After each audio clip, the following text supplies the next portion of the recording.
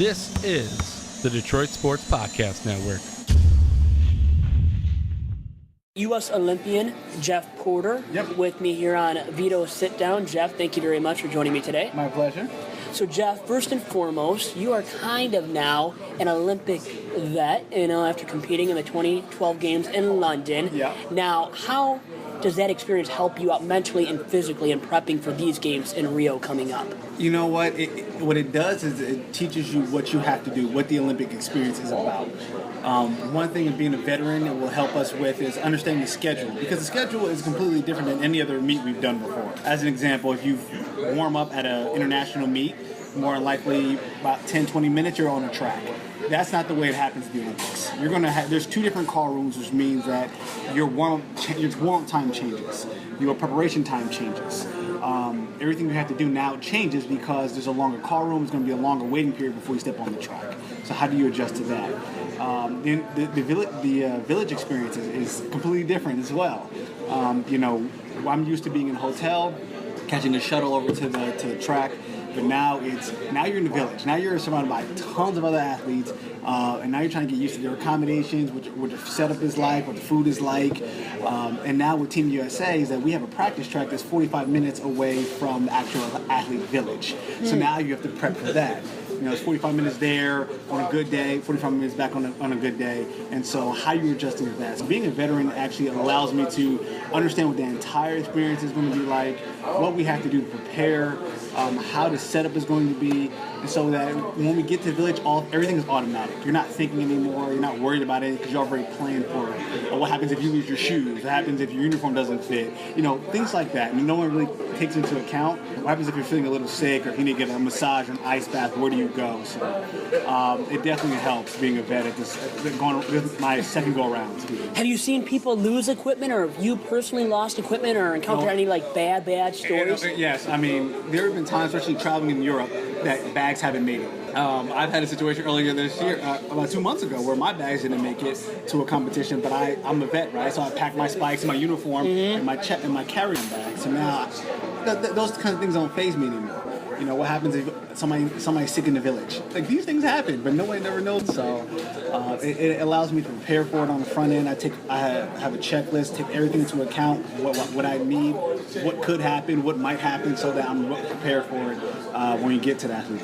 And now, before the games, you had the Olympic trials, obviously, in Eugene, Oregon, and I saw that you finished 1/1000th of a second less now than Ronnie Ash. Yes. So when you encounter that kind of an ordeal, I guess you could say, how does that make you feel? To not be able to top somebody, to come that close to topping somebody, and their time, obviously. The Olympic trials was a different experience altogether. The American hurdlers are probably one of the more stacked races in Team USA. And so I actually trained with Ronnie Ash. And so there are some things, when we came to the finish line, we actually looked at the time and actually looked at the race. There are a lot of technical mistakes that I made, and there's some technical mistakes that he made. So it ended up being a closer race than we had anticipated. But you know what? I was confident enough that when I got off the 10th hurdle, I put myself in the best position to make the team. And so that's what I'm confident in, that's what I was happy about, and I executed that really well.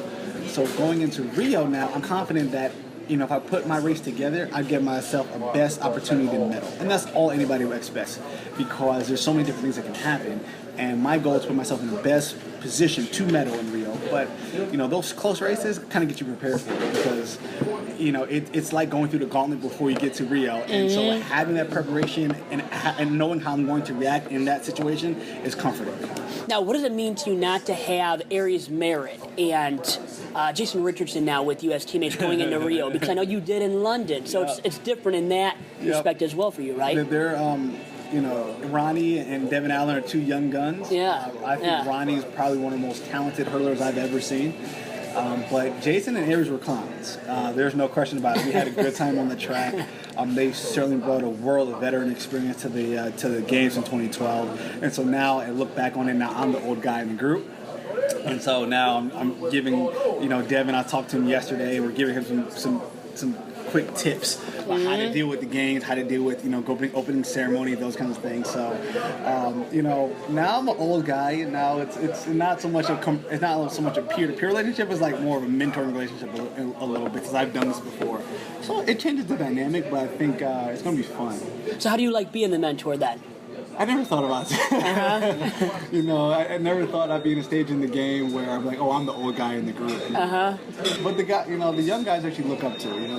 They've never done this before, so they have no idea what to expect. And now being my second time doing this, I think it's helpful for me to kind of reassure myself, like, yeah, I am not crazy. I actually know what I'm talking about.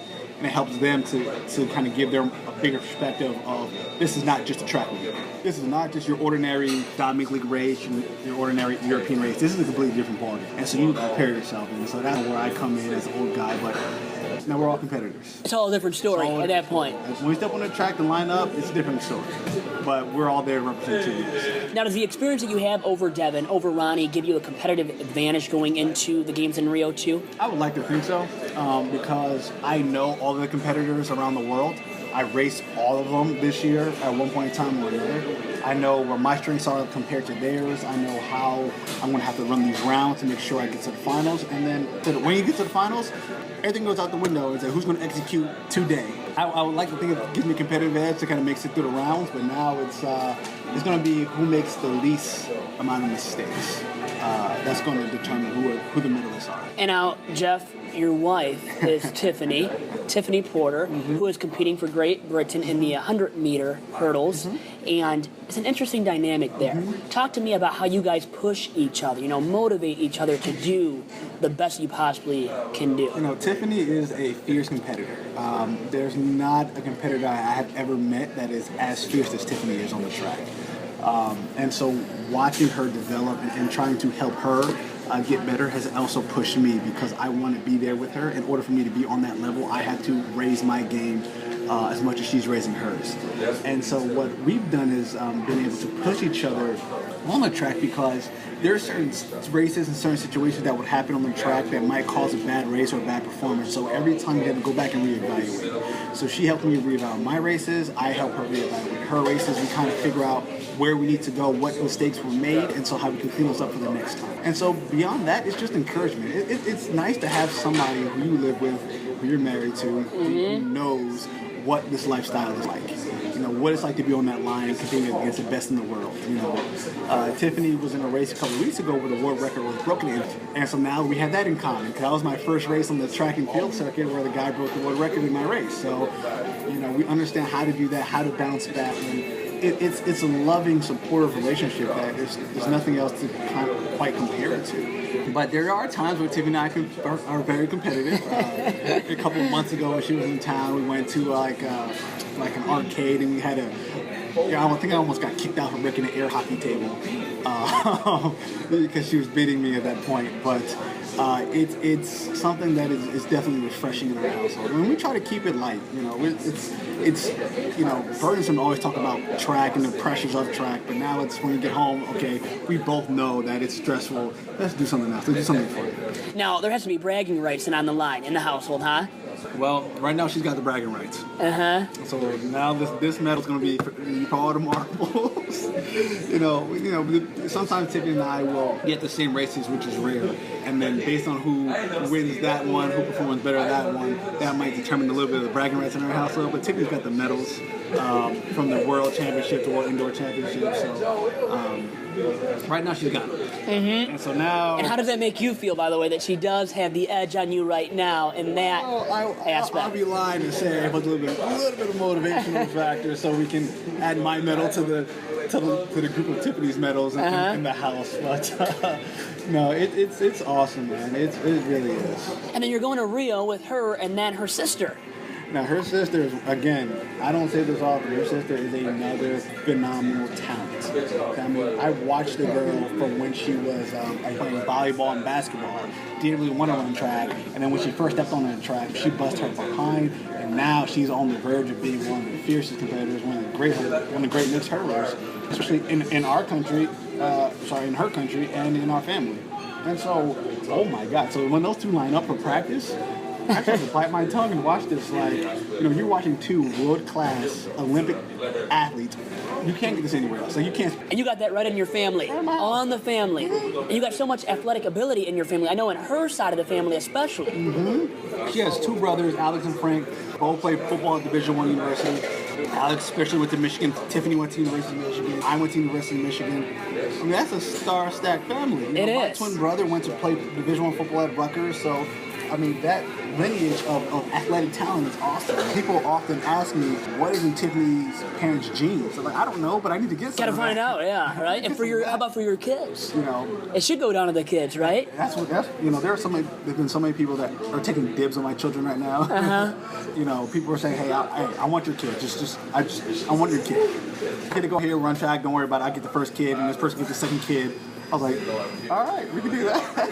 What an interesting dynamic that definitely is. And now, is there a certain point when you have to, like your wife said, you got to root for me, forget about my sister? Oh, no. Do you ever have that kind of stuff happen? I was actually talking to Ward Manuel about this when Ward first got to Michigan. Ward gave me advice from one husband to another and said, listen, you're supportive of the entire family, but you always root for the one you have to go home to.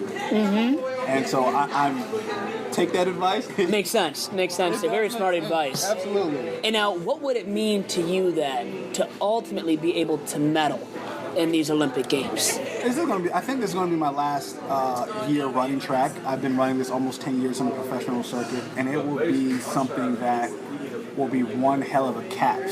So this would mean everything, not just to me, but to my family, because I'm the first one to ever make it this far in a sport. And so to think about it, to take that aspiration of my family and move it up to a 10th degree, because now when someone said, oh, well, I want to go to the Olympics, it's not just a fantasy anymore. Like, we have family members who actually went to the Olympics. If you want to, this is what it is. So it's a motivational factor for me because I didn't really want to run track growing up.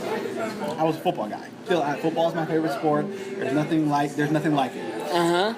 But I got better at track really quickly.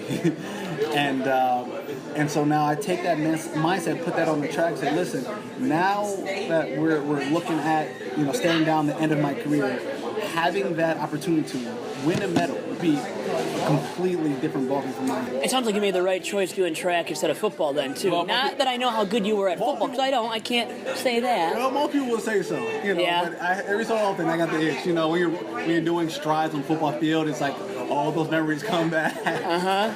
No, but it was definitely a smart decision on my part. And now, in your post-Olympic career, then, what would you ultimately like to do? Well, I'm finishing my dissertation right now.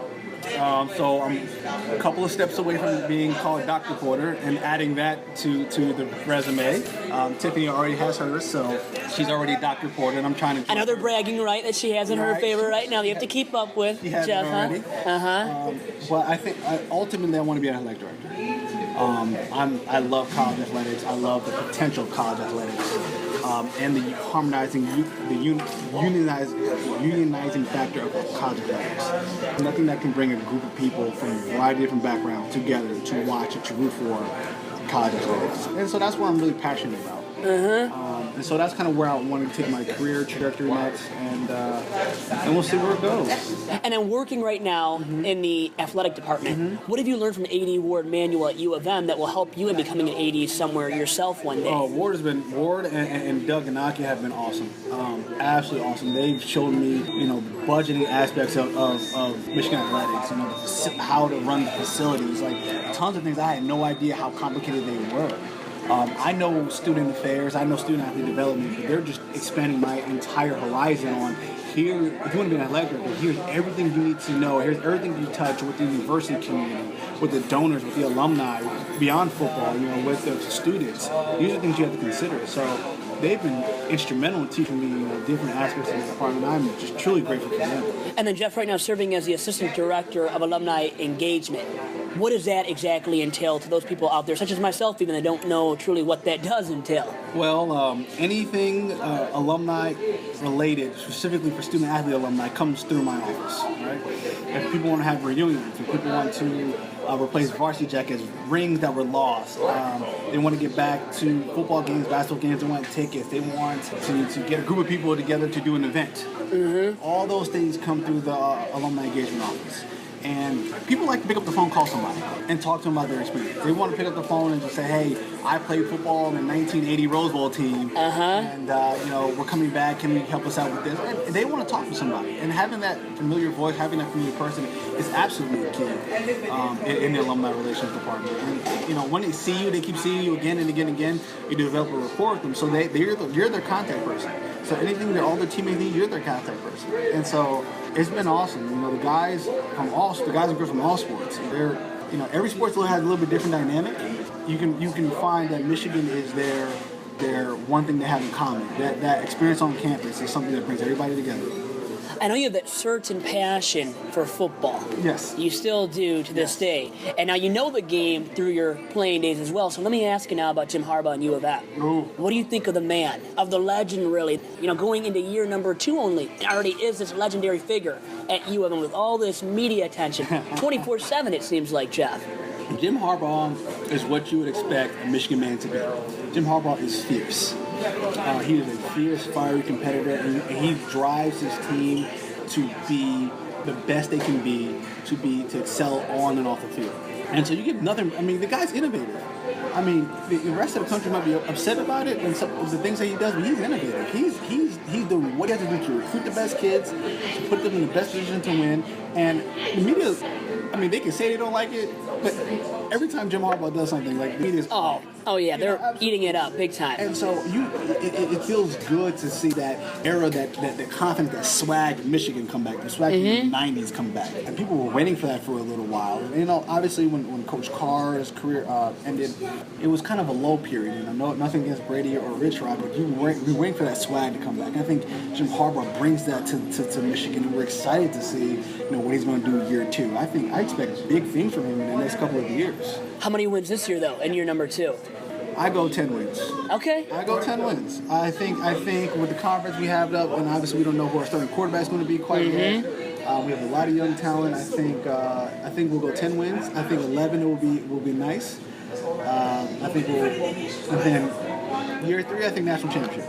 Now, what's harder training for, football or track? Oh, there's no question track is harder. Football is one of those things, it's taxing mentally to know the plays, to know your opponent, but once you get out there, it's all reactionary. I think track is one of those things, it's a solo sport. You're the one out on the track every day. You're the one that's got to do it. You're the one that's got to do the film study, the weightlifting, and if you don't do it, it's not going to get done. And so if you don't do it, you can't rely on anyone else to do it for you. If I don't want to wake up this morning, if I don't want to lift today, I can't rely on somebody, hey, Vito, why don't you do these weights for me, and then I'm going to get better. That's not going to happen. And so because it's an individual sport, it's just more mentally and physically taxing on you. So you've got to know what your limits are, how you're feeling that day, what your ultimate workouts are going to be, what you're trying to do, what your competitor is doing, and then the travel is something. A lot of track and field is based in Europe, so we have to travel to and from European countries all the time.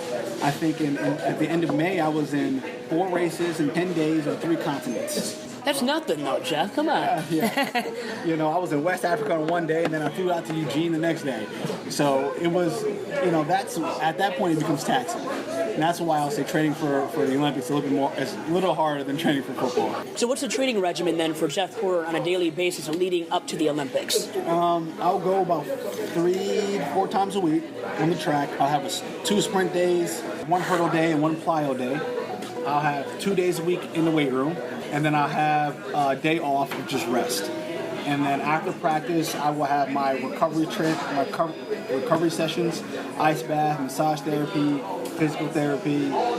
It's a lot of recovery for me. Sounds like so those are like, on Monday, we'll have a sprint session that'll probably be taxing, 45 minutes in a warm-up, another hour and a half, 2 hours on the track, another 30-minute warm down, another 20-minute ice tub. An hour massage before or after the ice tub. That's pretty much and that's after work.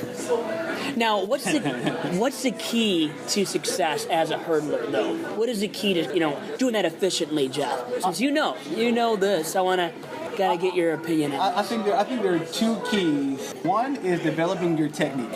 Your technique and your speed have to develop at the same time. If your technique is good but you have no speed, it's useless. If your speed is good but you have no technique, it's useless. Something's going to happen where you're going to hit a hurdle, or something bad is going to happen if one of those two are off balance. So your speed and technique have to develop at the same time. The second and the most important, being a good hurler, or matter of fact, a good sprinter, staying healthy. And you can't teach that. I mean, you can try to stay healthy and try to stay in shape, but there's really no. It comes with age and experience of knowing your body, knowing where your limits are, knowing how you're feeling today. The difference between soreness and tightness. There's a complete difference. Soreness, I can run through it. If I'm tight, I need to back off a little bit. And the problem is a lot of people don't know the difference between soreness and tightness and where their limits are, so they're trying to think that if I'm not on the track, I'm not getting better. Well, once you get to a point, if you're not on the track, you're actually recovering. You can't get better if you're not on the track running. So if you're not healthy, you're going to spend more of your time trying to get healthy, trying to rush it back, and then you're going to end up having another setback, which is going to inhibit you from getting better. And it's a revolving door. So that is the thing with athletes. The longer you stay healthy, the better shot you're going to have. And you can't teach that. You can try your best to stay healthy by staying in that good training regimen on a daily basis, right? Which you do and other Olympians. Absolutely. So it becomes where you stay in your training regimen, you do the little things. You can't overlook stretching, hydration, like little things, like little rookie mistakes. They can catch up to you after a while, huh? Ice tub, cool down, proper warm up, proper accelerations, proper drills. Those kind of things will keep you healthy. And if you overlook those things and you just, I don't want to do that today, that's when bad stuff happens. That's when bad stuff happens. So you need the speed, you need the technique down, and you have both of those things, like you said, but it's also the health. That's a huge factor. Now, how about the mental side of things, the mental game? How big is that, being a hurdler? The mental game is a different program, because I like to tell people that a hurdler is a sprinter with an attitude. I mean, it is a sprint. They call it sprint hurdles. It is a sprint. But you're also, from guys running over 3.5 feet tall barriers. Okay, full speed. So you're not breaking any, this train is going. There's no brakes on this train. And so you have to be mentally strong. And you have to be mentally aware that if I make a mistake in the middle of the race, you have to know how to correct it immediately to get to the next one. And so you have to be a strong-willed individual, because if not, you're going to fall. It is not, and as somebody who's fallen a lot, it is not fun falling from 3.5 feet tall in the air, going almost 10 meters a second. It's not cool. Yeah, full speed ahead. That might hurt a little bit when you land on the ground after that, huh? No, so you have to be a mentally strong competitor. And because there are going to be times where you're going to get your ass kicked.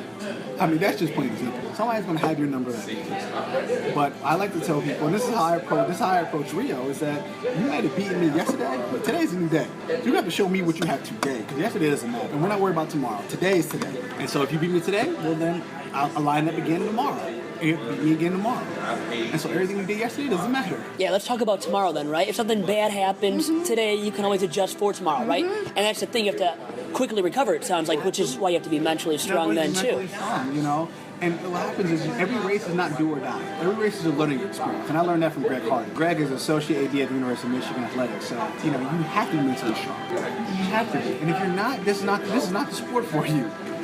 Things are not going to go well all the time.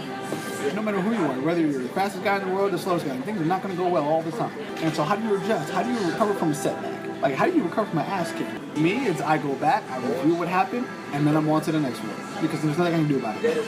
And now, how about being mentally strong right now going into Rio with that Zika virus concern? Knowing all about that and the concern for, your wife, other women out there, Well, what do you think about that? Tiffany and I have prepared ourselves. Tiffany is a pharmacist by trade, and so she has gone through the Zika virus and the CDC website and pharmacy journals ad nauseum. So she is well versed on the Zika virus. I think for us, it's not necessarily the Zika virus that's the major concern. It's how the village setup is like. All we heard is negative reports from some of the other federations, from the other countries. And I think once we get there, see what it's like, kind of get settled in, I think that's going to be the telltale sign. We're not worried about Zika. I think we've done our planning, we've done our family planning, we've talked about it, and we have our plans moving forward set. So we're ready to go on that end. So you guys aren't worried, but how about these people that are dropping out?